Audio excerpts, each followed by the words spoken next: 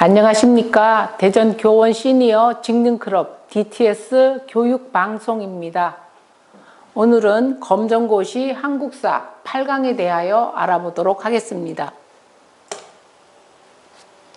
오늘은 성리학의 발달에 대하여 알아보도록 하겠습니다. 성리학은 고려 말에 들어와서 조선 시대에 정치, 생활 모든 부분을 차지했던 사상이 또 학습이 되었던 성리학입니다. 자, 먼저 이 성리학을 훈구 세력과 사림 세력으로 나뉘어 볼 수가 있습니다. 훈구 세력이라고 하는 것은 그래서 이 구라고 하는 것은 옛 구자입니다. 기존에 간직을 가지고 있었던 분들인데요. 자, 훈구 세력의 기원은 조선 건국에 참여한 고려 말의 신진 사대부들이다. 또는 세조의 집권을 도운 공신과 후손이다 라고 했는데, 계유정난이라고 해서 단종을 폐하고 수양대군이 세조가 되었을 때 이를 도왔던 신하들이 권력을 잡은 것입니다. 자, 반면에 사림 세력은 조선 건국에 협조하지 않은 신진 사대부들입니다. 자, 이들은 조선 건국에 참여한 사람들, 사림 세력은 참여하지 않은 신진 사대부들입니다. 이 신진 사대부들은 지방에서 학문을 연구하거나 제자 양성에 힘썼습니다. 경제적으로 보면 훈구 세력들은 간직을 가지고 있었기 때문에 많은 토지와 노비를 가질 수가 있었습니다. 경제적으로 부유한 사람들이죠. 반면에 사림 세력들은 간직을 가진 것이 아니라 지방에서 학문을 연구하거나 제자를 양성했기 때문에 지방에 많은 토지를 가지지 않는 중소지주 출신이다는 얘기죠. 사상을 보면 훈구 세력들은 중앙 집권, 부국 강병을 주장하였어요. 중앙 집권이라고 하는 것은 왕을 중심으로 국가의 모든 권력이 몰입되는 형태를 얘기하죠. 그리고 국가를 부유하게 하고 군사를 강하게 하는 것을 추구했습니다. 반면에 사림 세력들은 향촌 자치, 지방의 자치적인 이런 제도를 주장했고 왕도 정치를 추구합니다. 왕도 정치라고 하는 것은 성리학에서 나오는 이야기로 덕망 있는 왕이 도덕적으로 정치하는 것을 왕도 정치라고 합니다. 자, 이렇게 성리학자들을 훈구 세력과 사림 세력으로 나뉘어 볼 수가 있습니다. 자, 이러한 훈구 세력과 사림 세력들은 대립을 하였어요. 그래서 조선 전기에 사화라고 하는 사건이 일어나게 됩니다. 무오사화, 갑자사화, 기묘사화, 을사사화입니다. 대체적으로 15세기에서 16세기에 걸쳐서 훈구파와 사림파들이 대립을 하였는데요. 사화라고 하는 것은 사림파들이 하를 입었다 이거죠. 다 사림파들이 하를 입고 사림파들이 하를 입었다고 해서 사화라고 합니다.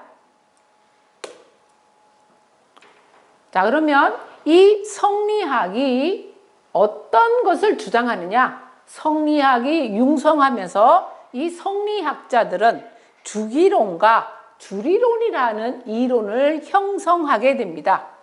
먼저 주기론을 주장하는 사람들을 보면 이보다는 기를 중심으로 세계를 이해하자고 하였어요. 이 이라고 하는 것은 좀 추상적인 내용입니다. 추상적. 그래서 추상적인 이보다는 실질적인 물질적인 기를 주장하는 거죠. 그래서 주기론은 현실적이고 개혁적인 것을 주장을 합니다. 반면에 이 주리론은 기보다는 아까 이라고 하는 것은 추상적이고 관념적이고 이론적인 것을 주장을 한다는 내용입니다. 그래서 이 주리론들은 도덕적인 행위를 주장하고 인간의 심성을 중시 여기는 주리론 학자입니다.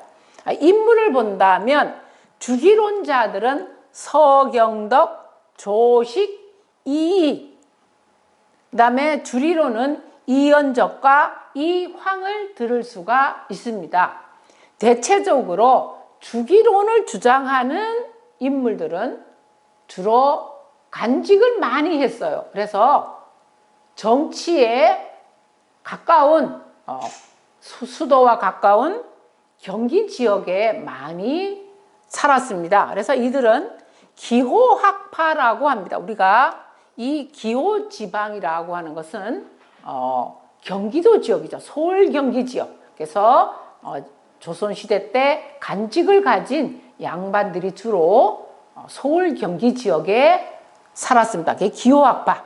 반면에 주리론을 주장하는 사람들은 영남학파를 이루었습니다. 우리가 영남이라고 하는 것은 경상도 지역이죠. 경상남도와 북도, 경상남북도에 주로 생활하면서 주리론을 주장을 했습니다. 그래서 주기론의 대표적인 인물하면 이를 들을 수가 있고요. 주리론의 대표적인 인물하면 이황을 들을 수가 있습니다.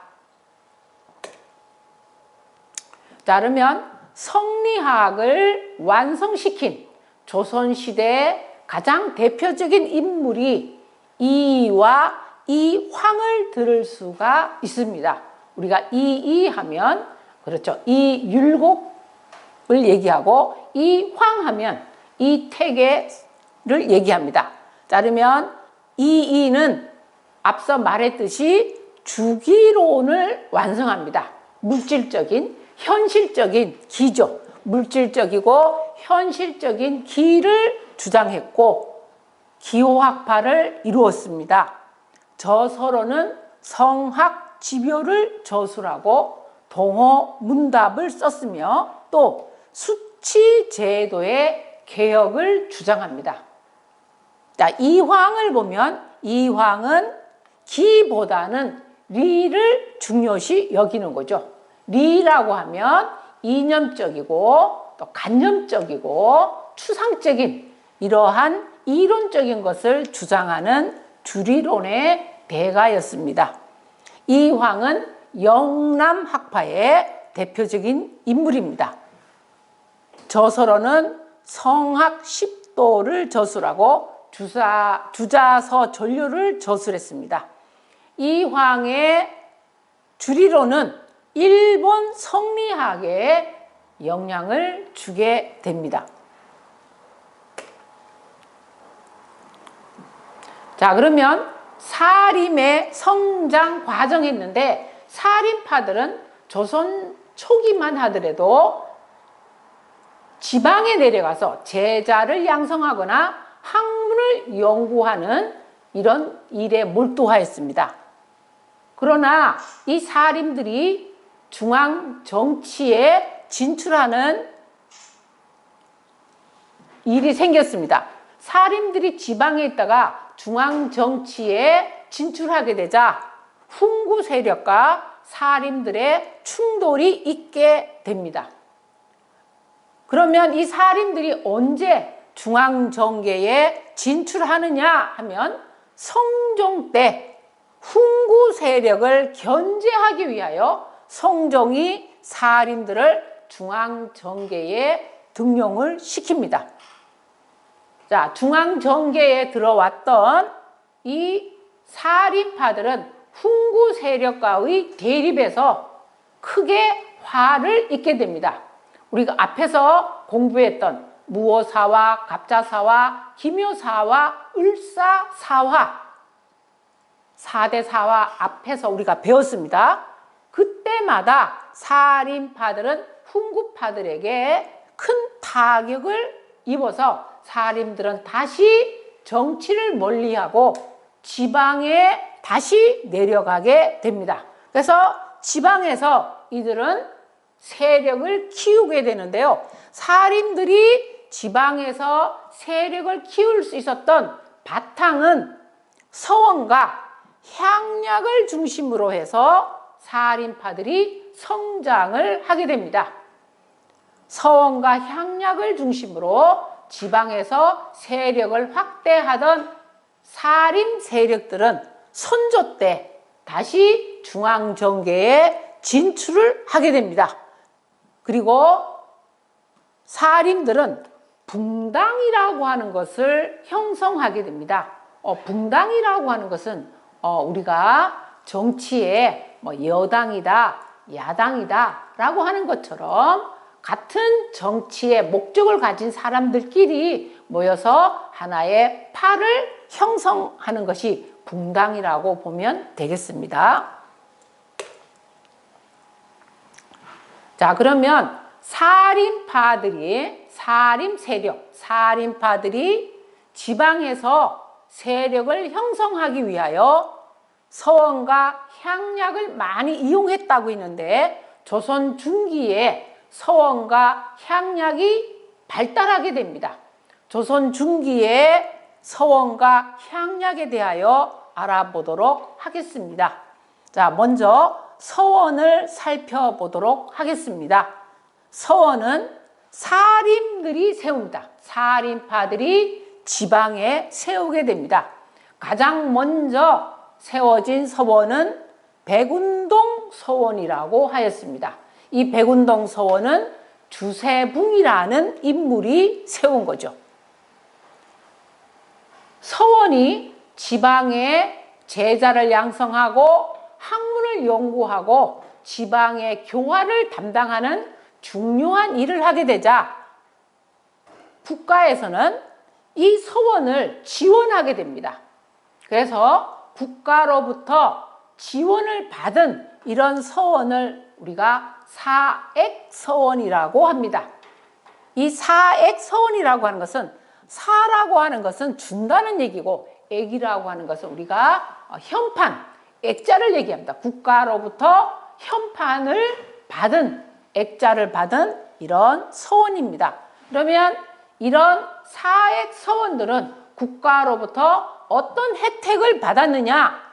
토지, 노비, 서적을 제공받았고 세금이 면제되는 이런 특혜를 얻게 되었습니다. 서원에서 하는 일이란 유학자를 제사하고 유학자 하면 공자, 맹자 같은 인물도 있고요. 또 우리가 배웠던 이라든가 이황 같은 이런 훌륭한 인물들을 제사하는 거죠. 그리고 지방의 후진들을 양성합니다. 지방의 제자를 양성하고 지방의 여론을 형성합니다. 그리고 지방의 성리학이 널리 보급되는데 힘을 쓰게 됩니다. 이렇게 해서 살인파들이 지방의 세력을 형성해 갔던 거죠. 자, 다음에 향약이라고 하는 것을 보면 향약은 향촌의 자치 규약이다. 향촌의 주민들이 스스로 지켜야 할 규약, 약속이라는 얘기입니다. 그래서 이 향약은 4대 덕목이라고 해서 덕업상권, 과실상유, 한난상률 이런 4대 덕목이 있었습니다.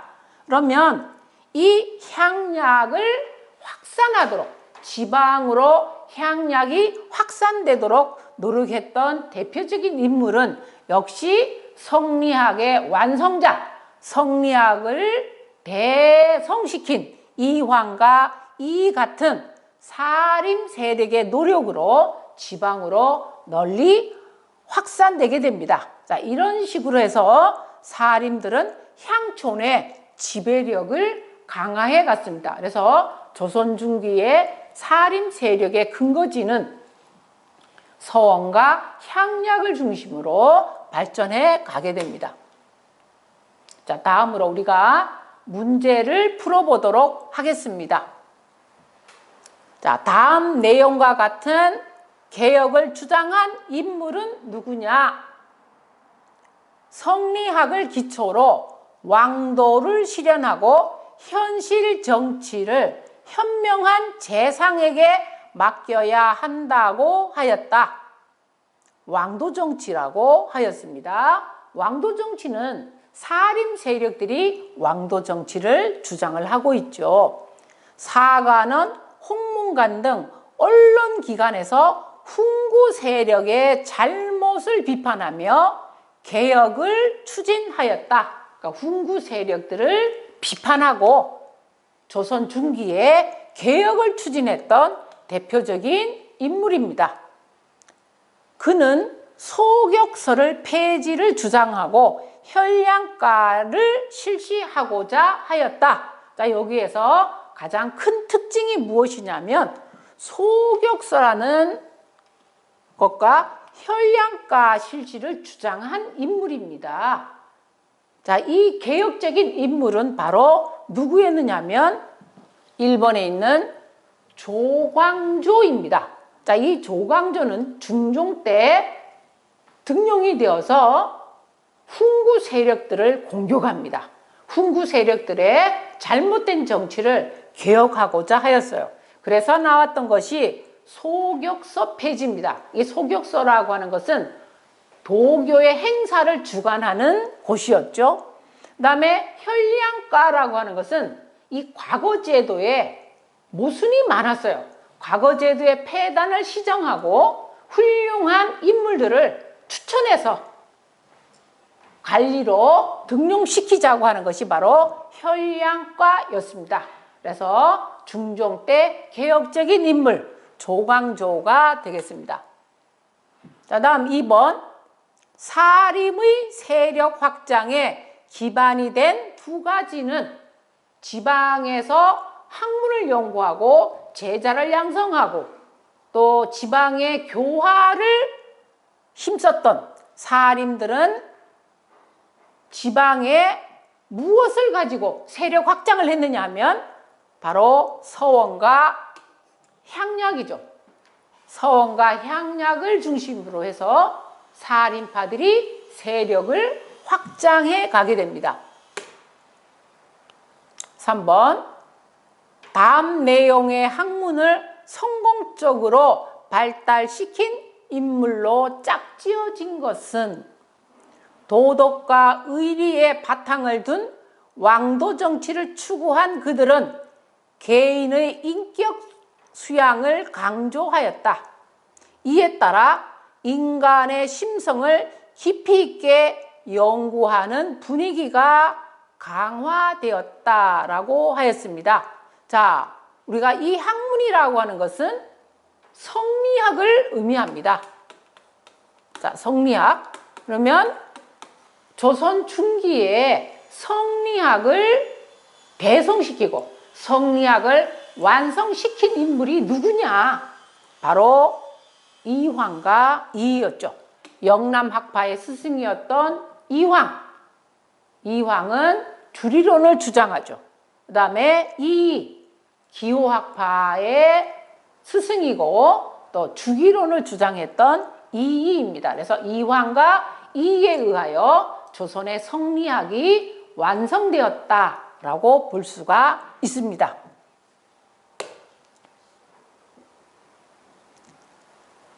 다음 내용이 설명한 것으로 바른 것은 덕망 높은 유학자에게 제사를 지내고 성리학을 연구하고 지방 양반의 자제를 교육하였다.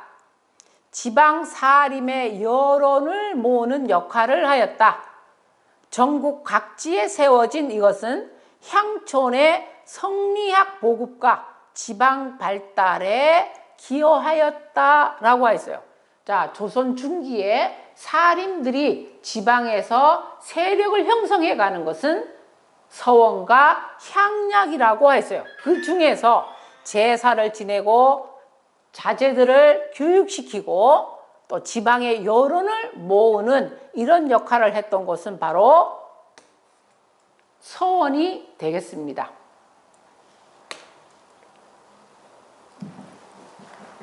이상으로 한국사 8강을 마치도록 하겠습니다.